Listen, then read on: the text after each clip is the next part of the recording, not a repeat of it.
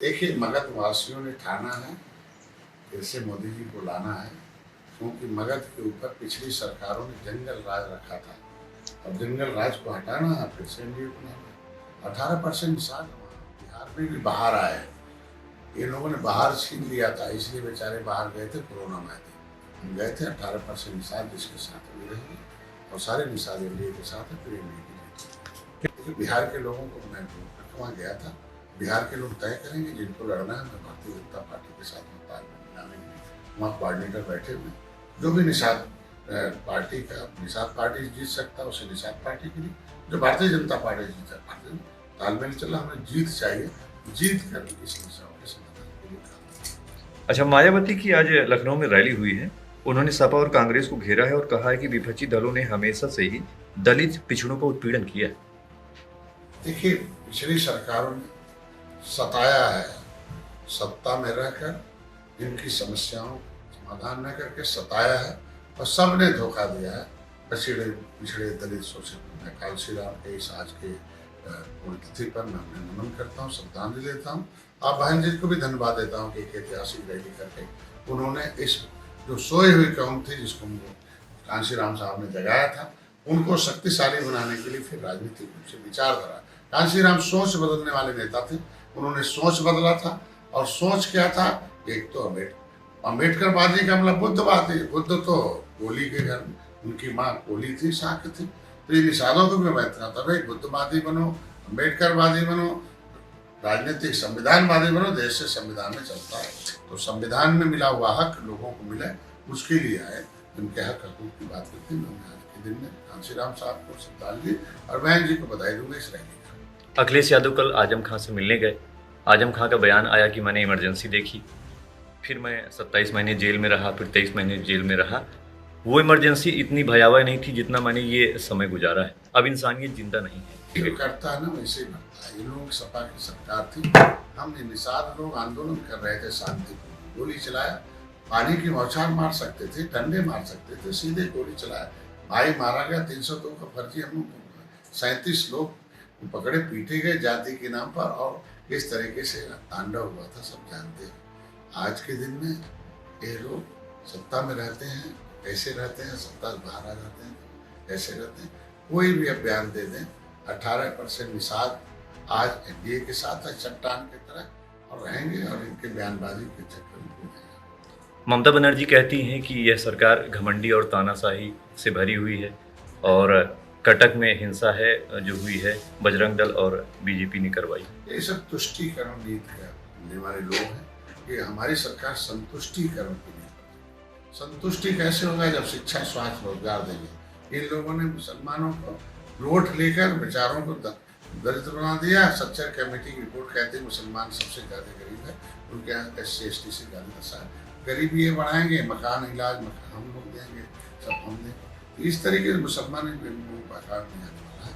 अब जालीदार टोपी के चक्कर में बार फंस गया, अब नहीं फंसने वाला। उसको भी शिक्षा, स्वास्थ्य, रोजगार चाहिए, उसको डॉक्टर। ये लोग बयानबाजी करते हैं, कुछ नहीं है। अब एनडीए के साथ फिर मंत्री जी, एक सवाल है। सभी दल, भाजपा के जितने भी सहयोगी दल हैं, अभी अनुप्रिया पटेल आई थी, अब आप आए हैं, सभी दल लगातार दौरे कर रहे हैं। क्या 2027 के चुनाव को लेकर ये भाजपा पर दबाव बनाने की रणनीति तो नहीं है?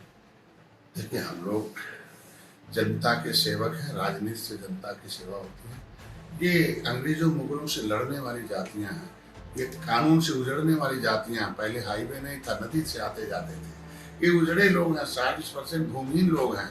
इन्हें संविधान में मिला हक मिले। अंतर समय क्रिमिनल ट्रायल कमेटी, अंतर समय 74 प्रकार की व्यवस्था मिले। तो हम सरकार के साथ हैं, सरकार की योजनाओं से लाभ दें। इनको हम प्रचार प्रसार में ला रहे हैं कि आप सरकार अपना टोपी झंडा उठाइए। पहले इनके अंदर डाल दिया गया था कि बेईमानों को उठाते थे बेचारे झंडा, और खाते थे पीठ पर डंडा, और बनते थे अंधा, चलता था उनका लूट का धंधा।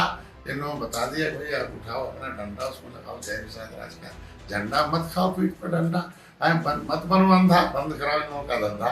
तो 2014 से उल्टी गिनती शुरू हो गई, सबका धंधा बंद हो गया। इन मोदी योगी के साथ है, चूंकि त्रेता में भगवान राम ने निषाद राज को गले लगाया था।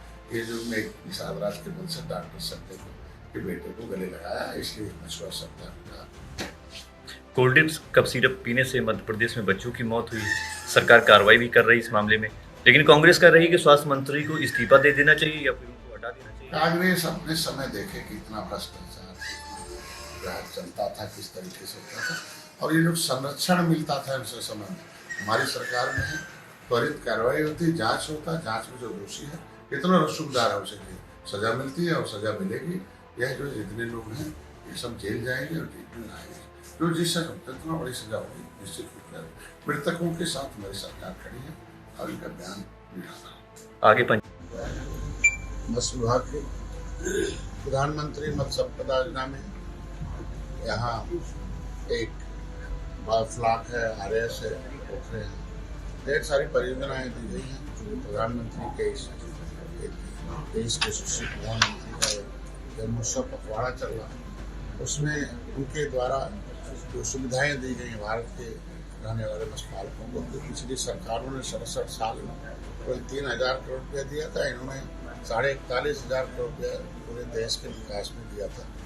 वो हर जिले में किस तरीके से संचालित हैं उसके आधार पर बैठक थी, तो पता चला कि सारी परियोजनाएं यहाँ संचालित हैं। और उनका एक महत्वपूर्ण किसान क्रेडिट कार्ड है कि जो गरीब किसान हैं तो उनको तो उनके खेती था मिलता था, लेकिन किसानों के मछुआरों के लिए कि उनके पास कोई भी आइडेंटिफिकेशन हो जाए, जाल हो, नाव हो, मछली बेचने का कोई हो, और तो बिना गारंटी के उसे 3 लाख रुपए किसी क्रेडिट कार्ड लेके 4% ब्याज पर साल भर उसके लिए यहाँ आया था। तो प्रगति उसकी बहुत ठीक नहीं थी, लेकिन अभी इनको हिदायत दी गई है कि 15 दिन के अंदर वो जितने भी है उन्हें पूरा किया जाए।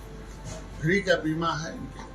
मछुआ कल्याण कोष में हमारे यहाँ एक लड़कियों के पढ़ने के लिए है कि अगर वो लड़के हैं तो गरीब निषाद है तो उसके बच्चों पढ़ने के लिए हाई स्कूल में 10,000, BA में तो इंटर में 20,000, BA में तो 30,000, उससे ऊपर है 50,000 का उसका आवेदन चल रहा है। और वो जिसका आय 3 लाख से कम है वो अपने बच्चों को पढ़ाई के लिए पैसा अनुदान हम मुख्यमंत्री संपदा योजना दे रहे हैं। उनकी बेटी की शादी के लिए अगर 3 लाख से कम आया है तो 1 लाख रुपये उसको दे देते हैं। वो किसी को पकड़ने की जरूरत नहीं, मोबाइल से ही है। अब इसमें सीधे उनको DBT से है और फार्म भी मोबाइल से है, खाली मोबाइल में ले और गूगल में बोल दे कि मत्स्य विभाग शिक्षा सहायता, तो शिक्षा का खुल जाएगा फार्म, भर के फार्म ले ले, स्कूल से मुहर मार दे, अपना 3-4 कागज लगा। मत्स्य उत्तर प्रदेश मत्स्य विभाग वैवाहिक सहायता टाइप कर ले, आ जाएगा, तुरंत फार्म भर दे, अपने लेने लड़के लड़की का रजिस्टर्ड एग्रीमेंट करा दे। उसमें चिकित्सा के लिए है कि किसी को निषाद जिसके पास आयुष्मान भारत कार्ड नहीं है, ऐसे सभी मत्स्य पालकों के लिए कि वह जाए जहाँ आयुष्मान भारत कार्ड का इलाज होता है वहाँ भर्ती हो जाए 7 दिन, तो 5 लाख का उसका हम इलाज कराते हैं। ऐसे बहुत देश में है, हमें चाहे उसका प्रचार प्रसार हो, इसलिए उनके लिए हम ट्रेनिंग करवा रहे हैं। और यहाँ क्योंकि हमारे पोखरा जो पट्टे हैं पहले माफिया लेते थे, तो उसको मैंने 25 खंड में, इसको 35 खंडों में है, जो और जमुना है। लेकिन अभी यहाँ की प्रगति उसमें 50% समितियाँ बनी थी, तो आया कि नहीं वो भी जल्दी बन जाए। अब माफियाओं का वर्चस्व खत्म हो के हर 5 किलोमीटर पर हो, और 5 किलोमीटर के अंदर जो आने वाले ग्राम सभा वही लोग लें।